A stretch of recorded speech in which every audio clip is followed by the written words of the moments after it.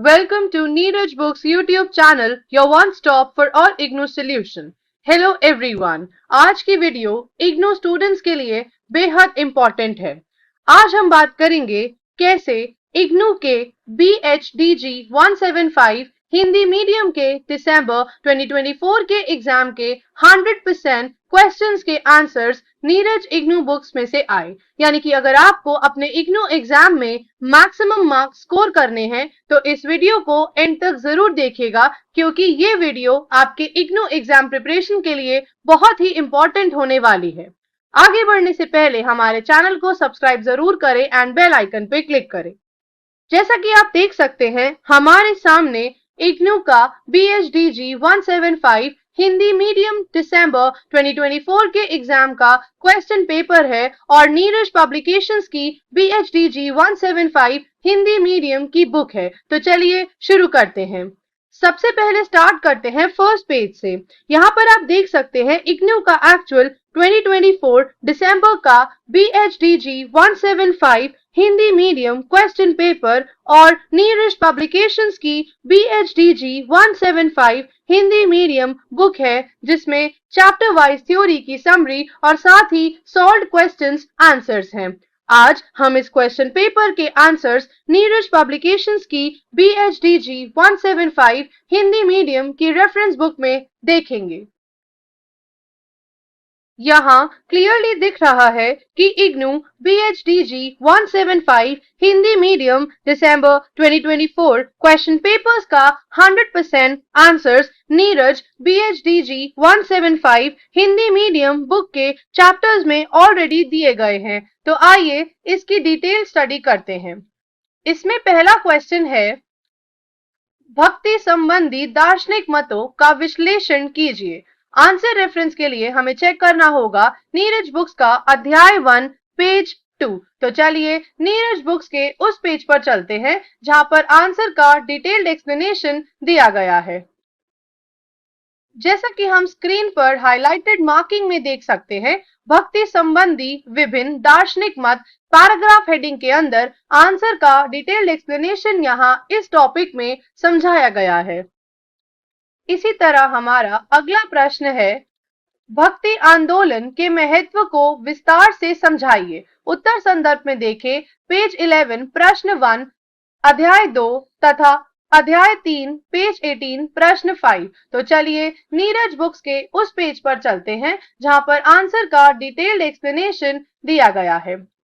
जैसा कि हम स्क्रीन पर हाइलाइटेड मार्किंग में देख सकते हैं, अन्य महत्वपूर्ण प्रश्न टॉपिक हेडिंग के अंदर फर्स्ट आंसर के रेफरेंस में यहाँ आंसर को डिटेल में समझाया गया है और इसका कंटिन्यूड एक्सप्लेनेशन प्रश्न 5 के आंसर रेफरेंस में दिया गया है, जो कि आपको हाइलाइटेड मार्किंग में दिख रहा होगा। इसी प्रकार हमारा अगला प्रश्न है, तमिल भक्ति काव्य के सामाजिक संदर्भ पर प्रकाश डालिए। उत्तर संदर्भ में देखें अध्याय 4 पेज 30 प्रश्न 5। तो चलिए नीरज बुक्स के उस पेज पर चलते हैं जहां पर आंसर का रेफरेंस डिटेल में समझाया गया है। जैसा कि हम स्क्रीन पर प्रश्न 5 के उत्तर में हाइलाइटेड पैराग्राफ में देख सकते हैं, आंसर को यहाँ विस्तार से समझाया गया है। इसी तरह हमारा अगला प्रश्न है, संत ज्ञानेश्वर की भक्ति के स्वरूप पर विचार कीजिए। उत्तर संदर्भ में देखें अध्याय 11 पेज 59 ज्ञानेश्वर की भक्ति का स्वरूप पैराग्राफ। तो चलिए नीरज बुक्स के उस पेज पर चलते हैं जहां पर आंसर का डिटेल्ड एक्सप्लेनेशन दिया गया है। जैसा कि हम स्क्रीन पर हाइलाइटेड मार्किंग में देख सकते हैं, ज्ञानेश्वर की भक्ति का स्वरूप पैराग्राफ हेडिंग के अंदर आंसर का डिटेल्ड एक्सप्लेनेशन यहाँ इस टॉपिक में समझाया गया है। सिमिलरली हमारा अगला प्रश्न है, तुकाराम के काव्य में दार्शनिक पक्ष की विवेचना कीजिए। आंसर रेफरेंस में देखें अध्याय 12 पेज 66 ऑफ नीरज बुक्स। तो चलिए नीरज बुक्स के उस पेज पर चलते हैं जहां पर आंसर का डिटेल्ड एक्सप्लेनेशन दिया गया है। जैसा कि हम स्क्रीन पर हाइलाइटेड मार्किंग में देख सकते हैं, तुकाराम काव्य का दार्शनिक पक्ष टॉपिक पैराग्राफ हेडिंग के अंदर आंसर का डिटेल्ड एक्सप्लेनेशन यहाँ विस्तार से समझाया गया है। इसी प्रकार हमारा अगला प्रश्न है, ज्ञानदास के काव्य के शिल्प पक्ष पर विचार कीजिए। उत्तर संदर्भ में देखें अध्याय 15 पेज 86 प्रश्न 6। जैसा कि हम स्क्रीन पर हाइलाइटेड मार्किंग में देख सकते हैं, ज्ञानदास के काव्य शिल्प की विशेषताएं आंसर रेफरेंस में यहाँ डिटेल में प्रश्न के उत्तर को समझाया गया है। इसी प्रकार हमारा अगला प्रश्न है, ओडिया साहित्य के पंचसखा युग पर टिप्पणी कीजिए। आंसर रेफरेंस में देखें अध्याय 18 पेज 105 प्रश्न 2। जैसा कि हम स्क्रीन पर हाइलाइटेड मार्किंग में देख सकते हैं, ओडिया भक्ति साहित्य के पंचसखा प्रश्न उत्तर के रेफरेंस में यहाँ हाइलाइटेड मार्किंग में आंसर का डिटेल्ड एक्सप्लेनेशन इस पैराग्राफ में दिया गया है। इसी प्रकार हमारा अगला प्रश्न है, सिंधी सूफी काव्य पर अपने विचार प्रस्तुत कीजिए। उत्तर संदर्भ में देखें पेज 113 प्रश्न 1 अध्याय 20।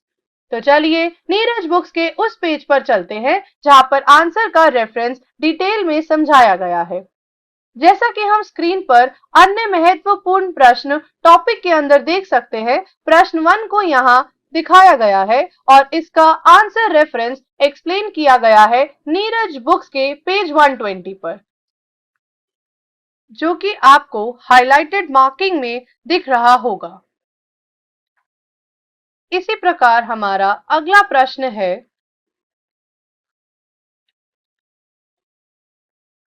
सिद्ध संप्रदाय पर विस्तार से चर्चा कीजिए। आंसर रेफरेंस में देखें नीरज बुक्स का पेज 120 प्रश्न 1 और पेज 121 का प्रश्न 2 और प्रश्न 3। तो चलिए नीरज बुक्स के उस पेज पर चलते हैं जहां पर आंसर का एक्सप्लेनेशन दिया गया है।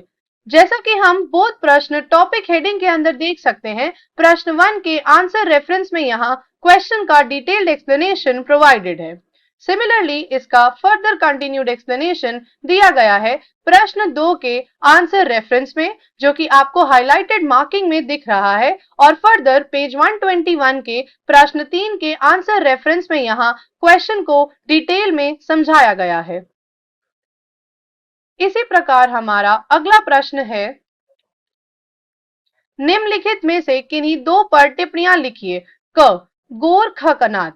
उत्तर रेफरेंस में देखें अध्याय 22 पेज 122 प्रश्न 4 और पेज 123 का प्रश्न 3 ऑफ नीरज बुक्स। तो चलिए नीरज बुक्स के उस पेज पर चलते हैं जहां पर आंसर का एक्सप्लेनेशन दिया गया है।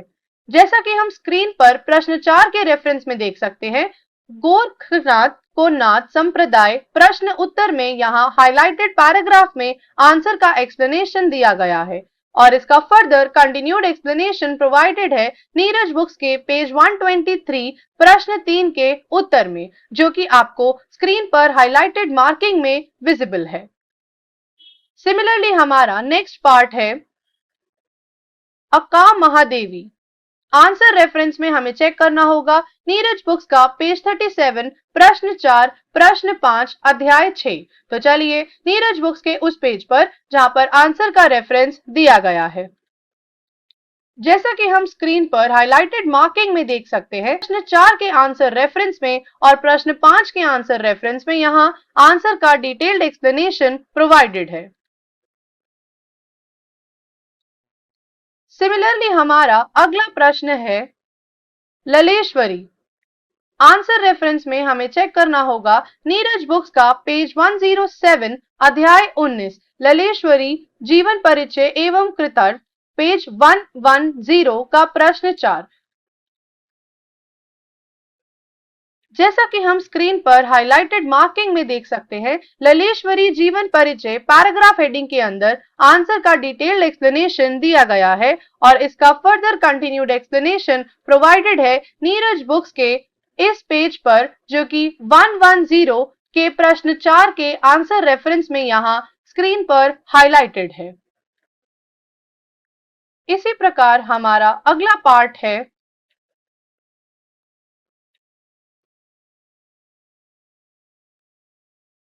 ज्ञानाश्रय काव्य। आंसर रेफरेंस में हमें चेक करना होगा नीरज बुक्स का पेज 125 अध्याय 23। तो चलिए नीरज बुक्स के उस पेज पर चलते हैं जहां पर आंसर का रेफरेंस दिया गया है।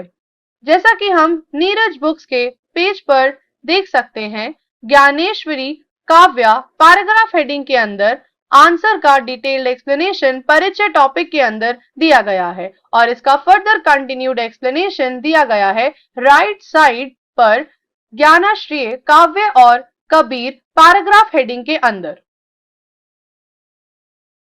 तो आपने देख और समझ लिया होगा कि किस प्रकार लगभग सभी आंसर्स नीरज बुक्स में मिले और अगर आपने Neeraj books BHDG 175 Hindi medium book से अपनी एग्जाम प्रिपरेशन करी होती तो आपको अपने एग्जाम्स में स्कोर करने का एक बहुत ही बढ़िया सॉल्यूशन मिलता, क्योंकि आपको नीरज बुक्स में previous year solve papers, chapter wise theory, important questions with answers and multiple choice questions सब कुछ एक ही बुक में मिलता है। तो आपको किसी और बुक 10 ईयर क्वेश्चन बैंक या फिर ऑनलाइन नोट्स ढूंढने की जरूरत नहीं पड़ेगी। Neeraj books will be your one and only solution to score excellent marks in your IGNOU exams।